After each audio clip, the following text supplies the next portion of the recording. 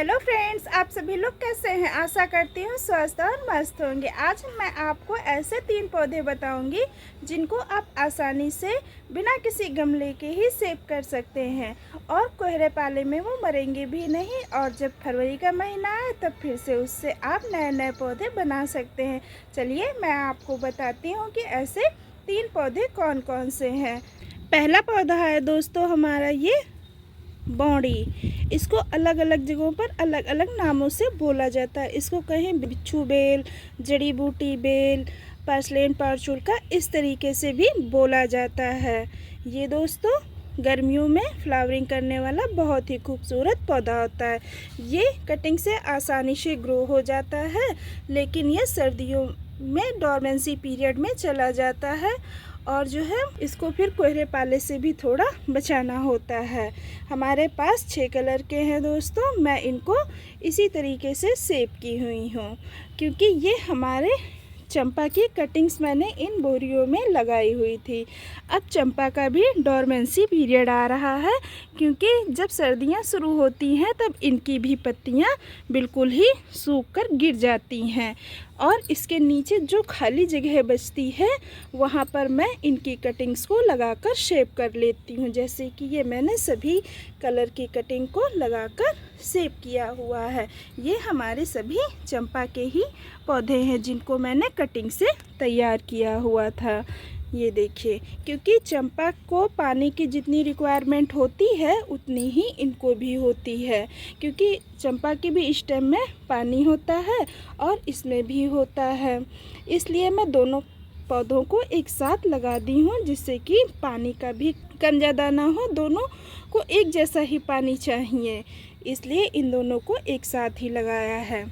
इसी तरीके से मैं हर साल सेव कर लेती हूँ बिना किसी गमले के ही। इनको सेव करने के लिए मुझे अलग से कोई भी गमला देना नहीं पड़ा।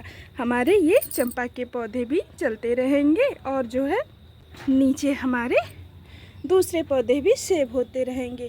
ना ही मुझे कोई गमला एक्स्ट्रा लगाना पड़ेगा और ना ही मुझे किसी अलग मिट्टी बनाने की ज़रूरत है और हमारे पौधे भी सुरक्षित रहेंगे। जैसे ही फरवरी का महीना आएगा इनमें नई नई ग्रोथ होने लगेगी, इनको कटिंग से फिर से मैं लगा लूँगी।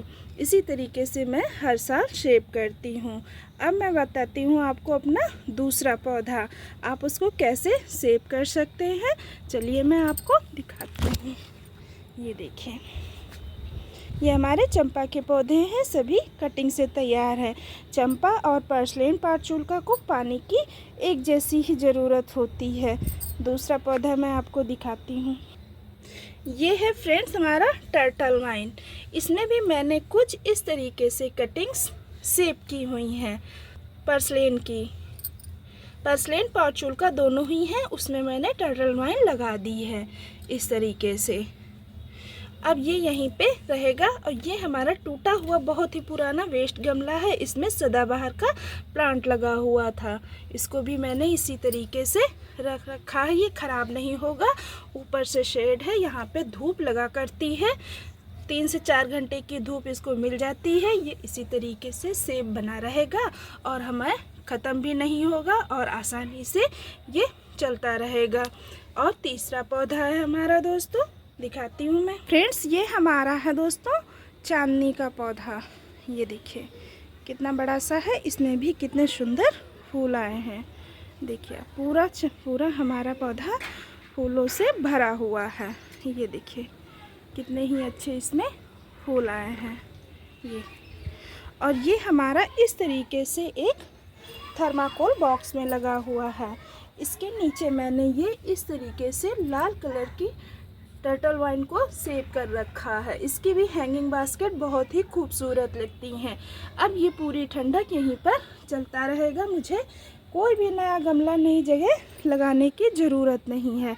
इसके नीचे की जगह बिल्कुल ही वेस्ट चली जाती है, इसलिए मैंने इसको इस तरीके से सेव कर दिया है। और भी पौधे कुछ ऐसे हैं जो कि मैं इसी तरीके से सेव कर लेती हूँ, मुझे एक्स्ट्रा गमलों की ज़रूरत नहीं पड़ती है। और भी मैंने सेव किया हुआ है। देखिए दोस्तों, जैसे कि ये देखिए, ये शेप किया हुआ है। इसमें मैंने अपनी जेट की बोनसाई बनाई हुई थी। ये देखिए ऐसे जेट की बोनसाई, क्योंकि ये बहुत ही नाजुक होती है, जाड़े पाले में ये ख़राब हो जाती है, क्योंकि कोहरा इतना पड़ता है और बारिश वारिश हो जाती है तो ये पूरी गल कर ख़त्म होने लगती है। इस तरीके से ये नहीं गलेगी। थोड़ी बहुत फ़र्क पड़ता है, लेकिन हमें इतनी कटिंग्स इसकी मिल जाती हैं कि फरवरी के महीने में हम इससे मतलब नए पौधे बना सकते हैं, बहुत ही सुंदर। इसी तरीके से मैंने ये हमारी एक जेट की टोपियारी है, ये देखिए ये है जेट की टोपियारी। इसके भी बीच में जो स्पेस बचता है इसमें ही मैंने इस तरीके से अपनी लगा रखी है। अभी तो पानी बरस रहा है, ये अच्छे से ग्रो हो गई है इसी तरीके से। और ये वाले में तो बहुत ही खूबसूरत है, ऐसे ही लगा दिया है। ये सब इसी तरीके से पूरी ठंडक में चलते रहेंगे। और मेरे पास जो भी जेट की इस तरीके से बोनसाई वगैरह हैं उनमें भी मैंने इस तरीके की कटिंग्स को लगा दिया है। अलग अलग कलर की कटिंग्स को अलग अलग मैंने शेप किया हुआ है। ये देखिए एक्स्ट्रा मैंने कोई भी गमला नहीं लिया हुआ है, सारे पेड़ इसी तरीके से चलते रहेंगे।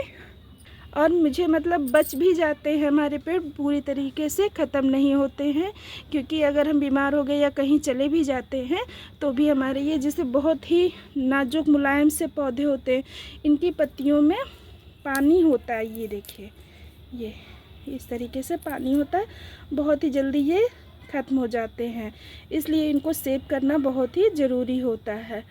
और इस तरीके से हम किसी पेड़ के नीचे सेव कर लेते हैं तो कोहरे पाले से भी बच जाते हैं और ख़राब भी नहीं होते हैं, और हमको ज़्यादा केयर करने की ज़रूरत भी नहीं पड़ती है। इसी तरीके से मैं पर्पल हार्ट और जो बहुत सी जेट की कटिंग्स वगैरह इसी तरीके से लगाकर शेप कर लेती हूँ, ख़राब नहीं होते हैं दोस्तों।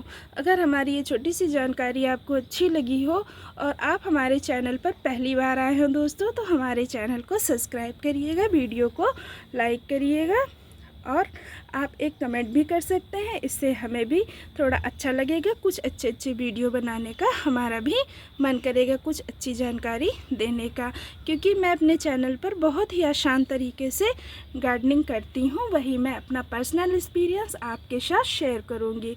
चलिए दोस्तों, मिलते हैं अगले वीडियो में। बाय बाय दोस्तों।